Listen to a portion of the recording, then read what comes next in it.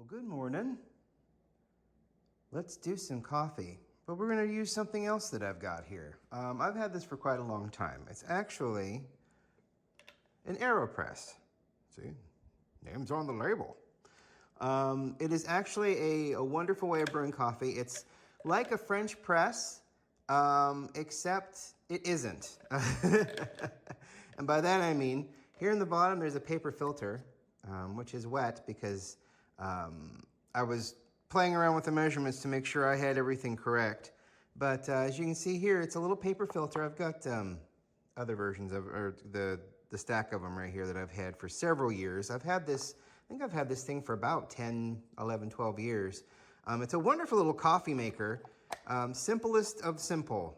What we're gonna do is we're going to grind our coffee. We're gonna do this though, we're gonna do it a little bit more scientifically. As you can see, I have a scale here. The scale measures in grams. And what I'm going to be doing is I'm going to be putting 11 grams of coffee in there. And then I'm going to grind those 11 grams of coffee.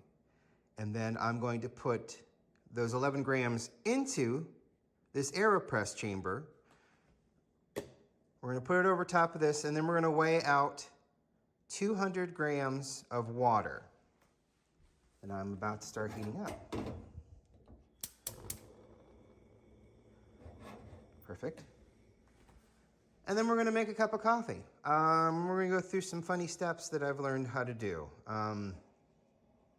So while that's going, let's measure out our 11 grams. I'm cashed in some Amazon, or not Amazon points, but some credit card points, and I'm going to get a coffee scale. We got 8 grams, 9, 16. It sounds silly, but I'm following this guy on YouTube, James Hoffman, who is basically chasing like the perfect cup of coffee, and he's going through a bunch of different, well, for this, if I'm being this pedantic, then we're just gonna go for the full 11. Still 12. So he's one of those coffee people that's chasing the perfect cup of coffee. Okay, we have 11 grams, perfect. And he's got all of these different methods for so many different things. And I'm using the Illy today, by the way. The Illy Columbia coffees that I bought from a very nice grocery store. Doesn't seem like a lot, but it is enough for 1 cup of coffee. And I do need to clean out my grinder. That's for another time. Grind setting. Let's put it in the middle here, since there's not, well, we'll put it down to 10. Let's see what 10 does. I'm interested. I'm interested to see.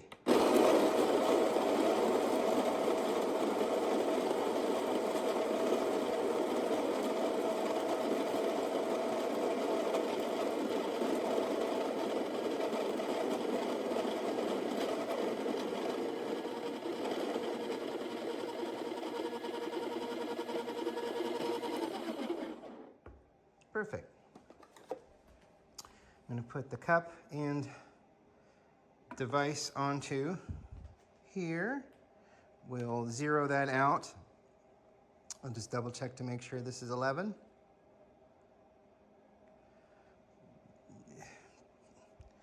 Ten-ish.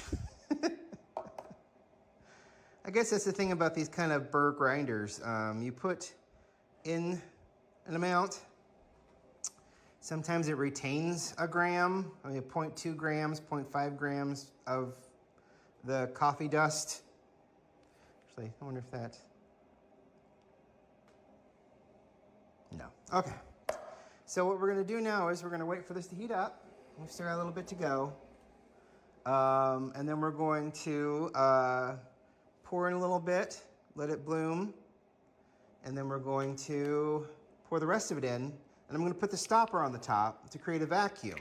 And I'm going to let it sit there for 2 minutes. Now that's the funny thing about a coffee scale, is that it'll do grams and then it will give you a timer. So you can set a timer for 2 minutes and then you can let it steep for the 2 minutes, or if it's a pour over, you can time your pours, which sounds silly.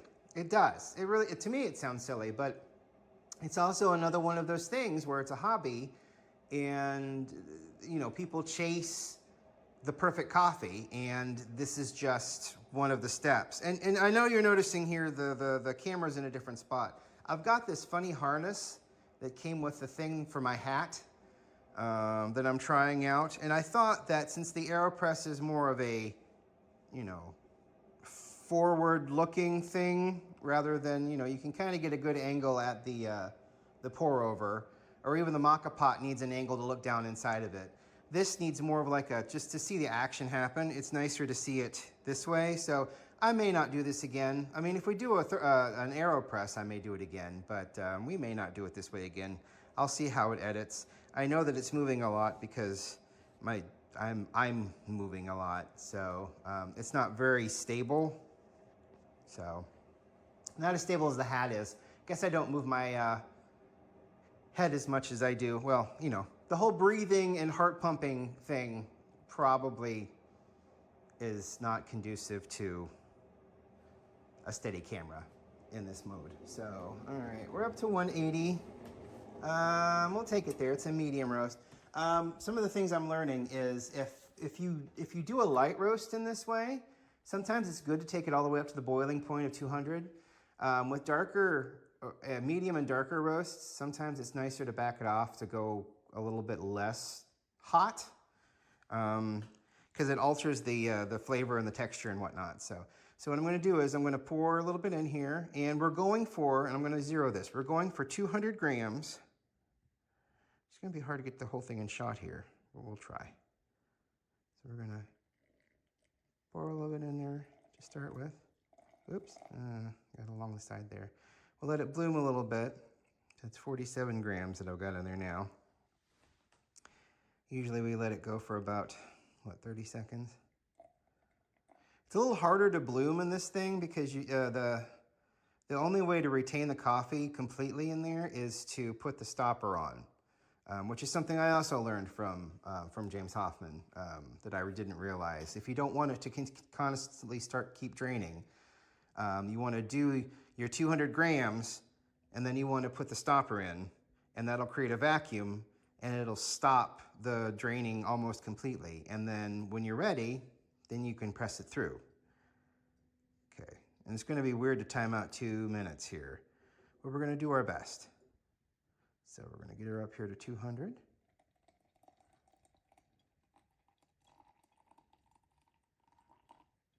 To 140. 169, giggity. 170. We're doing this by the numbers here, folks.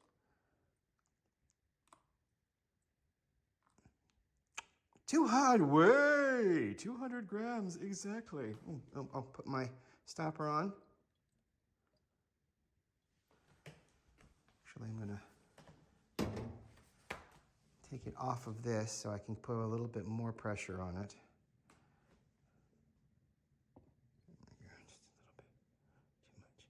I don't want to start pushing it in. Okay, so you can see the drips have basically stopped. There are some small drips, but the drips have basically stopped, which is perfect. And so we'll wait about 2 minutes and go from there. Normally, when I was doing this before, I didn't even think about putting the stopper in to stop everything from going. And I just let it go, and then when I got to a certain point, I used up all my water. I just pressed it through. So I was learning. I didn't understand, and there is a method to all of this, but what's nice is as long as you enjoy it, it's not really wrong. Like I said, this is just something that you just chase. You're just looking for, the best way to make it taste the best. I guess that's the way. And he uses words like, oh, it's sweet, and it's mild or it's sweet or it's, you know, oh, this is too bitter or this is, you know, if this got fruit in it and stuff like that. And, you know, you can distinguish that kind of stuff after a while. I mean, you know, here it's this fruit notes and it's smooth and it's a medium roast. It's 4 nuts out of 9, you know, I mean, who's not into that? So, okay, so I think we're almost, I know we're not quite at 2 minutes. Give it a little bit more time here. A lot of different things that I learned from watching him. That inversion method that I did a while ago doesn't make any difference. Because you're still putting the plunger in. The only thing it adds is a little bit of danger because you got to put it on the cup and then you got to flip it over and then press. But you know, this is just as good because it's holding the coffee fairly well. I mean, all of that is steeping. So, and then double paper doesn't make that much of a difference, if any. He couldn't make any discernible taste difference. Also, pre-wetting the filter, the paper filter, didn't make much of a difference. It's all just very interesting. Okay, so we're there.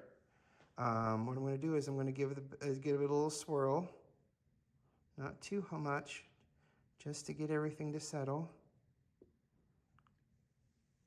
And then we're going to press, and we're going to make it even pressure. Something else, the pressure, the pressure didn't seem to make that much of a difference. Also, something else that was very interesting. Pressing through the hiss is fine. It doesn't make any difference in the coffee at all, which I thought was absolutely interesting because I thought that I had been told that if you press through the hiss, you're going to push more bitterness out. And he did an experiment, and that's absolutely not true. It doesn't do that. So here we are with what would be considered the perfect AeroPress coffee. Now, I don't know if these are the perfect beans for it. I'll be very interested to find out if this tastes any different than anything that I have done before where I've done it wrong. So let's see.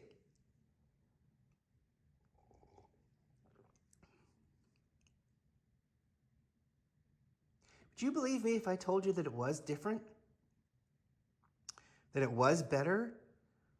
That it tastes really good? Would you believe that? Lady doesn't believe that. She says I'm full of crap. But I mean, really, everything I just did, grinding to a specific weight, adding a specific weight of water, waiting 2 minutes, putting the plunger in, swirling it a little bit, and then, you know, nice even pressure, don't push too hard. You don't have to push too hard. You don't need to be in a hurry.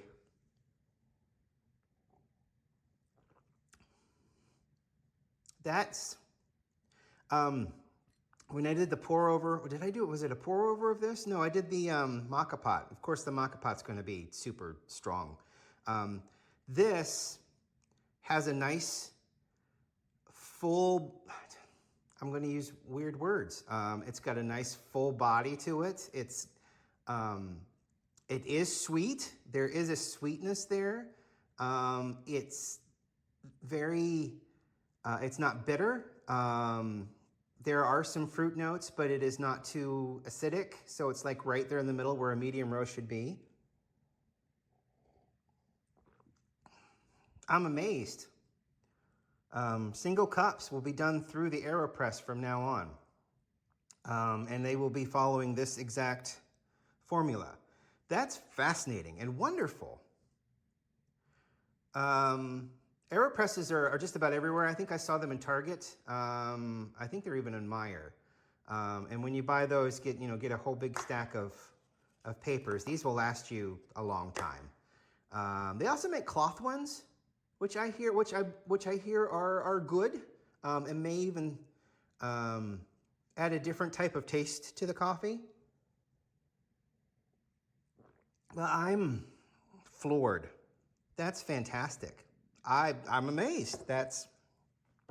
It's not that I didn't believe him. It's just that, you know, sometimes with food, until you try it yourself, you're still a little skeptical. And I was a little skeptical, just a hair. And of course, his palate is far more developed for this kind of thing than mine ever will be. But that's fantastic. Get yourself an AeroPress. Get an AeroPress. I don't think they're very expensive. They're the most simple things, really. I mean, there's no mechanical parts. It's just a rubber plunger pushing coffee down into the mug. You just have to set it on the mug, wait, steep, swirl, and then push. And then, I mean, it's simple. It's a little bit more work, I guess, than you know, setting on a coffee maker or even doing a pour over. Because I mean, doing a pour over, well, you know what? I don't know. I would say it's about 50-50 between the AeroPress and pour over. I mean, maca pots are a little bit more of a pain in the butt because there's a little bit of cleanup after that, and then, you know, if you don't want the strength, that high strength of coffee that it puts out, you know, you got to make milk and whatnot. So, yeah, this is great. You should try this. This is wonderful. Yeah, 11 grams of coffee, 200 grams of water. Let it steep for about 2 minutes. Give it a nice little swirl before you plunge, and then plunge it down nice and evenly. And don't worry about it starting to hiss. Press through the hiss. It's just fine. It's not going to hurt anything. And this is great. So that's the morning coffee. Kitties are running around. I don't know what they're doing. The squirrels are back. I had a squirrel out front this morning wandering around, sniffing around my doormat, which was really weird. I think they're looking for decent sources of water. I know there's no food up here. There's never been any food on the porch. So anyway, all right. Well, thanks for watching. I really appreciate it. We'll not do this camera thing here tomorrow. We'll switch back to the hat and we'll do some overhead stuff. Because I think we'll do a nice pour over tomorrow. But, you know, until then, thanks so much for watching. I really appreciate it. And I hope you have a good day.